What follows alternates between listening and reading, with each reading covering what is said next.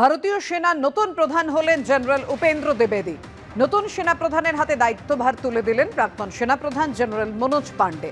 40 বছর ধরে সেনাবাহিনীতে কর্মরত জেনারেল উপেন্দ্র দ্বিবেদী নতুন প্রধান হলেন ভারতীয় সেনার জেনারেল উপেন্দ্র দ্বিবেদী। নতুন সেনা প্রধানের হাতে দায়িত্বভার তুলে দেন প্রাক্তন সেনাপ্রধান জেনারেল মনোজ পাণ্ডে। 40 বছর ধরে সেনাবাহিনীতে কর্মরত জেনারেল উপেন্দ্র দ্বিবেদী।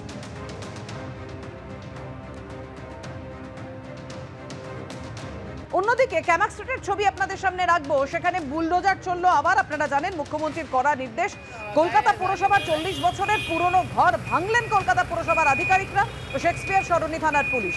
63 নম্বর ওয়ার্ডে কলকাতা পুরসভার ঘরটি বৃষ্টিতে একেবারে ক্ষতিগ্রস্ত হওয়ায় সেটি ভাঙা হয়েছে, এমনটাই দাবি কলকাতা পুরসভার।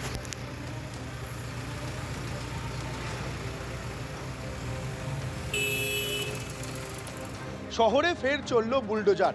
18 নম্বর ক্যামাক স্ট্রিটে কলকাতা কর্পোরেশনের একটি ঘর বুলডোজার দিয়ে ভেঙে দিলেন কলকাতা কর্পোরেশনের আধিকারিকরাই।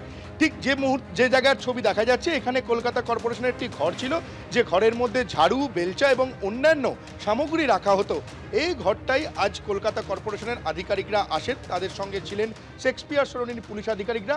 দুপক্ষের যৌথ উদ্যোগে এই ঘর তারা ভেঙে দেয় এবং স্থানীয় বাসিন্দারা যেমনটা জানাচ্ছেন যে এই ঘর দীর্ঘ 40 বছর ধরে এখানে ছিল। এখানে তারা কলকাতা কর্পোরেশনের বিভিন্ন সামগ্রী এখানে রাখা হতো।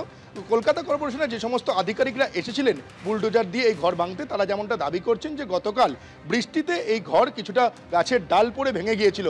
তারপর এই যে ঘর তারা বুলডোজার দিয়ে ভেঙে দেন এবং এটি হচ্ছে কলকাতার 63 নম্বর ওয়ার্ডের অন্তর্গত। ফলে এই ঘর ফুটপাতে দেখা যাচ্ছে যে এই যেখানে ঘরটি ছিল তার পাশে বেশ কিছু দোকানপাটও রয়েছে। ক্যামেরায় দীপ্তেন্দু চক্রবর্তীর সঙ্গে সৌমিত্র রায়, এবিপি আনন্দ, কলকাতা। মুখ্যমন্ত্রীর কড়া নির্দেশেই হকার উচ্ছেদ অভিযানকে প্রথম থেকেই বিজেপি গিমিক নাটক বলে কটাক্ষ করে আসছে। আর এবার শুভেন্দু অধিকারী সামনে আনলেন যে অভিযোগ তিনি করছেন যে হকার উচ্ছেদের নামে পুরসভা ও পুলিশ টাকা তোলার ব্যবস্থা করছে। দেউলিয়া হয়ে গেছে তৃণমূল পরিচালিত পুরসভাগুলি। আক্রমণ শুভেন্দু অধিকারী। উনি সময় দিয়ে এসব করতে বলেছেন, সার্ভে করতে বলেছেন।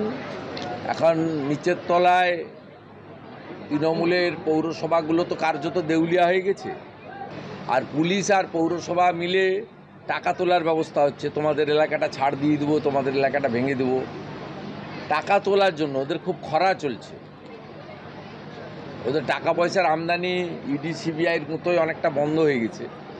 এই খরা চলছে, এই নামে এখন তোমাদেরকে রেখে দেবো, তোমাদেরকে তুলে দেবো, এই দুটো ব্যবসা করে যদি কিছু টাকা কামাই করা যায়।